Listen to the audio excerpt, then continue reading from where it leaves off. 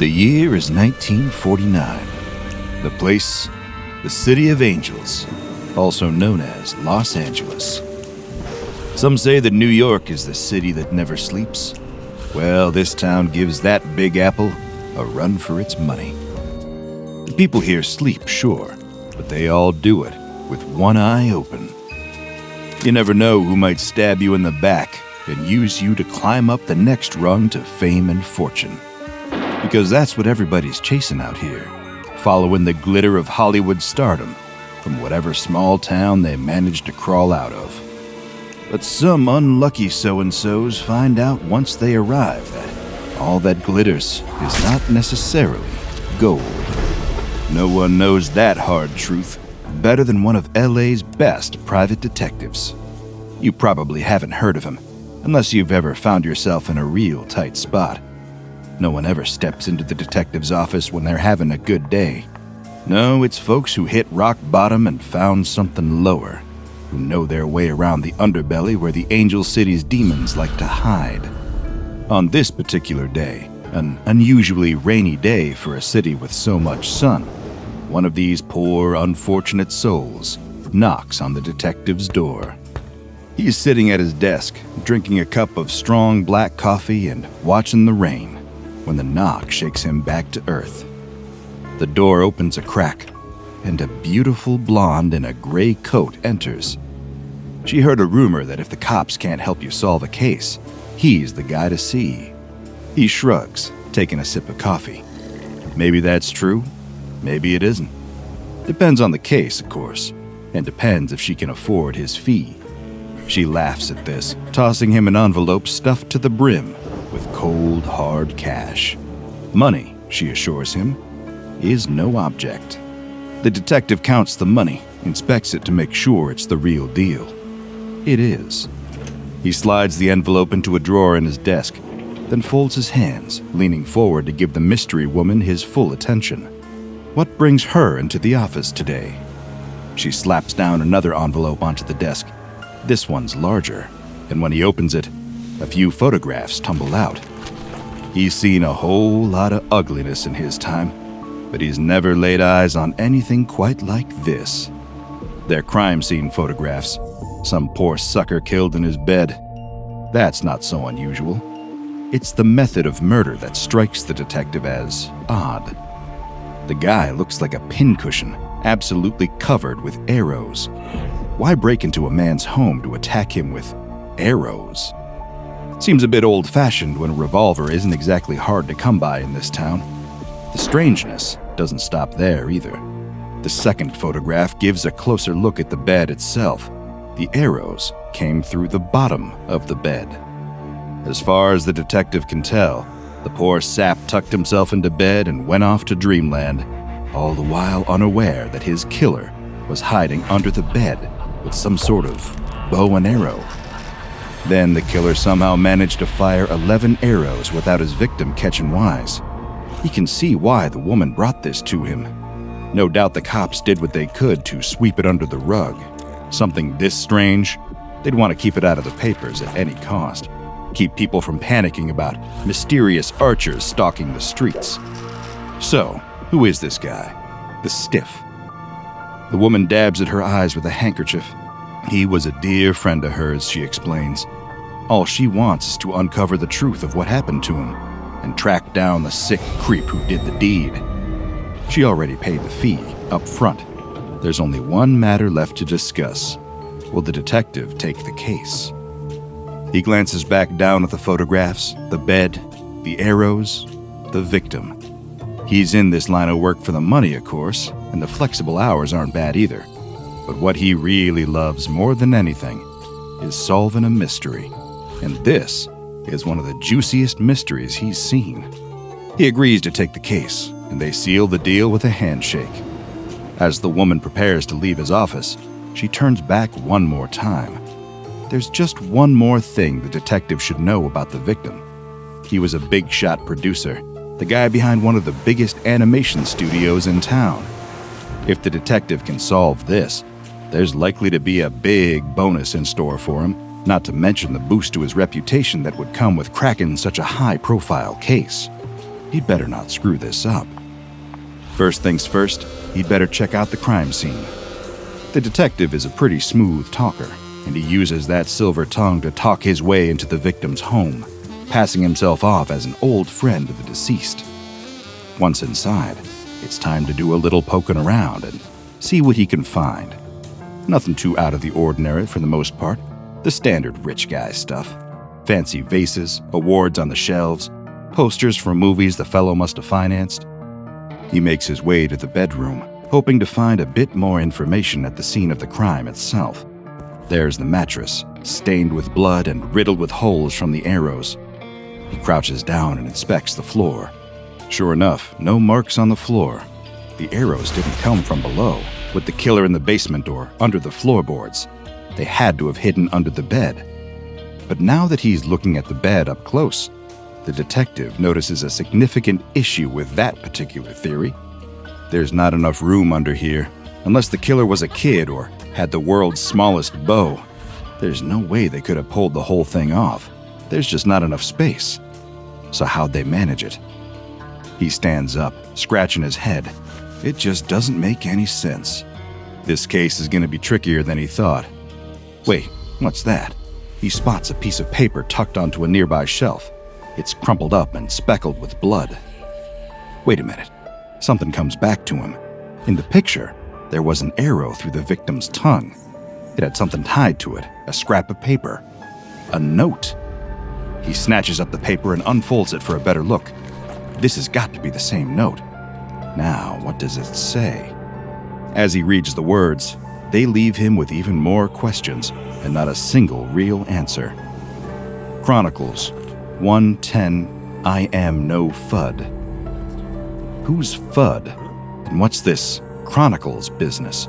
Gotta be a Bible verse, he realizes. The detective isn't too familiar with the Bible, so he can't place the verse off the top of his head. But he has a Bible back at home, one that came with the apartment, left behind by the previous tenant when they left in a hurry. He pockets the note and heads on home to follow the only lead he's got. When he gets home, he pours himself a drink, slumps into his favorite armchair, and cracks open that unused Bible. Chronicles 1:10. He flips to the verse mentioned in the note and reads, Cush fathered Nimrod, who was first to become a great warrior on Earth. That's it? Some guy named Cush fathering a warrior named Nimrod? What does that have to do with anything? Maybe the killer is just out of his mind. The detective rereads the passage again and again, searching for some hidden meaning, until he falls asleep in his chair. He wakes the next morning to the sound of banging on his door. He blearily wipes the sleep from his eyes and stumbles over, opening it to find his client, that same beautiful but aloof blonde standing there. She's much less put together than she was yesterday. Her hair is askew, her eyes wide and wild. There's been another murder, she tells him. Someone else found dead in their home, body full of arrows. No time to make a pot of coffee then. He grabs his coat and follows the woman to the next crime scene. This time the body's still there, and he can see it for himself. The man is sitting on the floor, back against the door to his room, as if he was trying to hold it shut. The arrows went right through the wood and into his back. 6 of them, all sharp enough to pierce the wood and the victim's vital organs. Who was this guy? The blonde explains.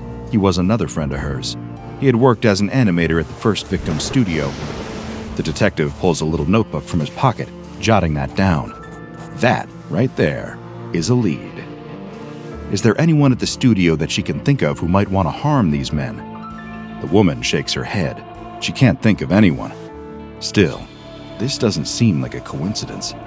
The detective knows where his next stop is going to be. The animation studio. After a thorough examination of the new crime scene, and not a single new clue to show for it, the detective hoofs it over to the animation studio.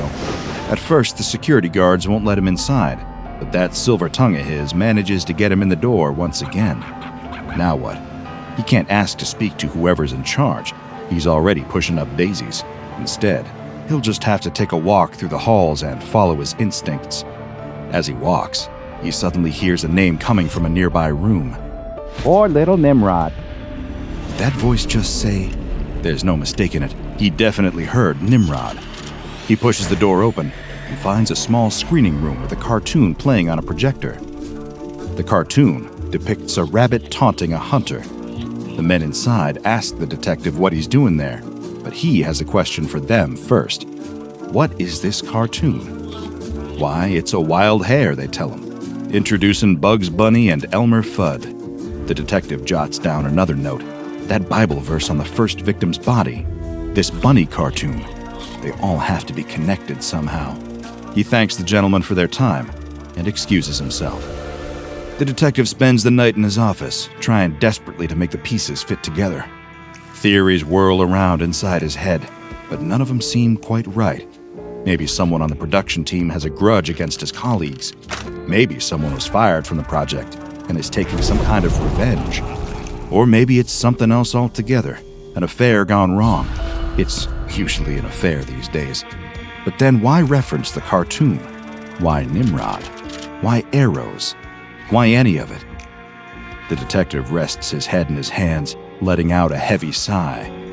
The more he learns about this case, the less sense it makes. He has no way of knowing when or if the killer is going to strike again. The next morning, he wakes up to a phone call. His stomach drops, and he almost doesn't pick up. But he already knows what he's going to hear. There's been another murder. Another poor sap full of arrows. This time, it's a writer, one of the guys responsible for the script on a wild hare. Somebody in this town has a problem with the team behind that cartoon. They're picking each guy off, one by one. If he didn't know better, he'd say it seemed like Elmer Fudd might be a real guy with a grudge. But that's crazy. LA is a crazy town a lot of the time. But come on, it's not completely Looney Tunes. At the crime scene, there are more impossible arrows. These came up through the floor, skewering the victim while he watched TV on the couch. Here's the thing, though. The guy's house has no basement. So how the hell did the arrows come through the floor? It's impossible. It should be impossible, at least. But it happened. In one desperate moment of frustration, the detective tears up the floorboards with his bare hands, half expecting to find some sort of secret compartment under there. There's nothing but a cement foundation. As he runs his hands over the cement, he finds holes there, too. The arrows pierced the floor from deep down in the earth. That afternoon, the detective does something he's never done before. He gives the client a refund. He hands the envelope of cash back to the blonde with an apology. She blows her nose into her handkerchief and gives him a goodbye kiss on the cheek. Some questions, it seems, were never meant to be answered. Even the greatest private detective in the city has his limits. He heads to a local watering hole that night to drown his sorrows and gets a bit chatty with the bartender. He tells him about the case with no answers, the mysterious archer picking off animators around town and defying the laws of nature. Suddenly, someone taps him on the shoulder. He looks up and sees a man in a dark suit with a friendly, bespectacled face. The man offers to buy his next round in exchange for a conversation. He wants to hear everything the detective knows about the case. The detective is unsure at first. Who's asking? He raises an eyebrow. The strange man slides a drink toward him with a smile. You ever heard of a little place called the SCP Foundation? The two men chatted into the night about the mystery that, as it turns out, had a name. The stranger called it SCP-3940. SCP-3940 refers not to one entity, but to a series of 56 murders that occurred between 1949 and 1989. In each case, the murder victims were struck with one or more arrows fired from an unseen source. All targets of the SCP-3940 murders died of physical trauma, no matter how quickly they received medical treatment or how competent that medical treatment was. The time from the initial injury to the loss of consciousness was approximately 5 minutes in each case. All individuals targeted by SCP-3940 fit a shared profile. They were all employed by Leon Schlesinger Productions, later renamed Warner Brothers, between the years 1938 and 1944. Additionally, the majority of the victims were involved in the production of the 1940 cartoon short, A Wild Hare, better known as the first cartoon to introduce the characters of Bugs Bunny and the hapless hunter Elmer Fudd. At first, the murders were not considered to be anomalous, but as the killing spree progressed, the Foundation determined that many of the victims had been shot from angles that were confirmed to be physically impossible. Sometimes they were caught on camera, other times the arrows reached the target in spite of physical barriers blocking their way. One particularly notable example is the fate of Phil Monroe, one of the original animators of the Looney Tunes series of cartoons. In 1988, the Foundation became concerned that Phil would be the next target and brought him to Foundation Site 19 for his own safety. He was placed in a secure cell under the guise of protective detail organized by the FBI. Though he should have been perfectly safe inside, enclosed as he was in bulletproof walls made to withstand even an attack from SCP-682, Phil was found dead in his cell the very same day he was placed into protective custody. When Foundation staff arrived to deliver his dinner, they found Phil lying on the floor face down, limp body riddled with arrows. Upon reviewing the security footage, the security team was stumped. The video showed Phil sitting in his cell, idly flipping through a magazine that had been provided for his entertainment. Suddenly, he looked up, eyes wide as if he had heard a strange noise. Then, all at once, an arrow erupted through the wall, piercing him through the chest. He slumped to the floor, remaining there until his body was discovered.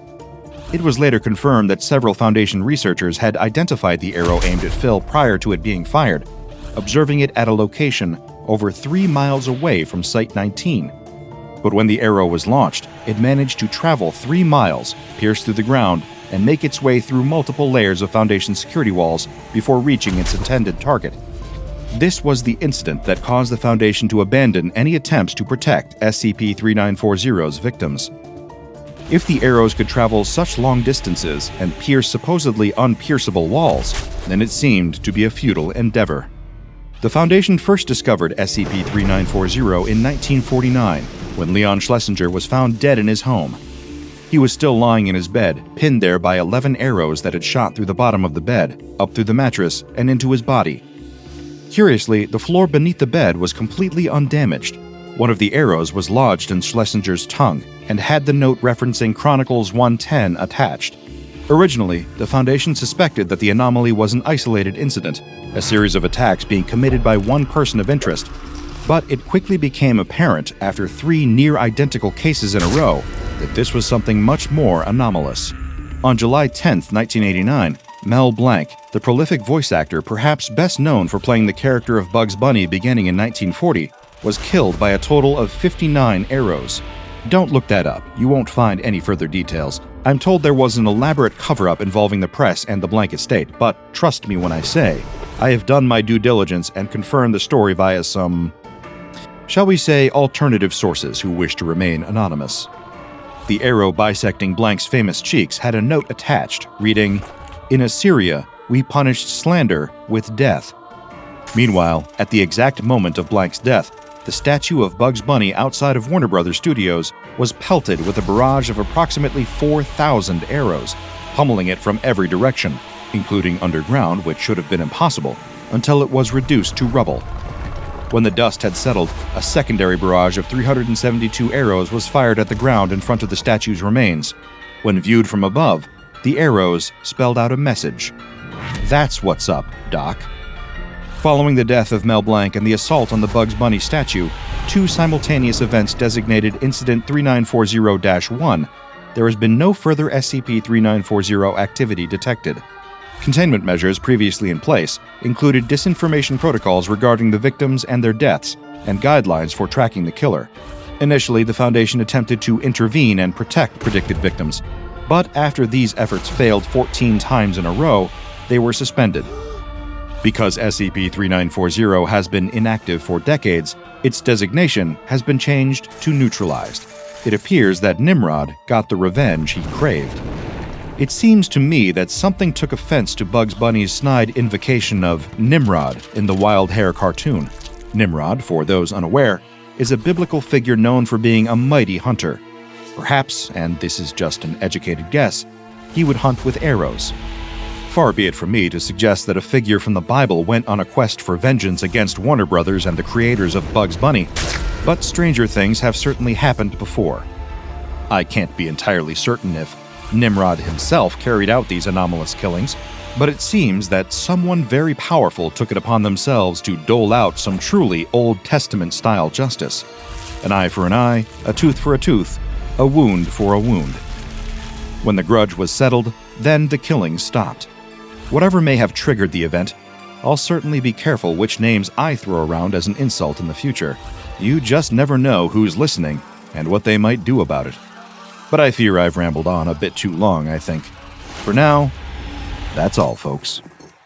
Check out the DrBob Patreon and become a junior researcher today. Now go and watch another entry from the files of DrBob, like SCP-4066, Zombie Simpsons.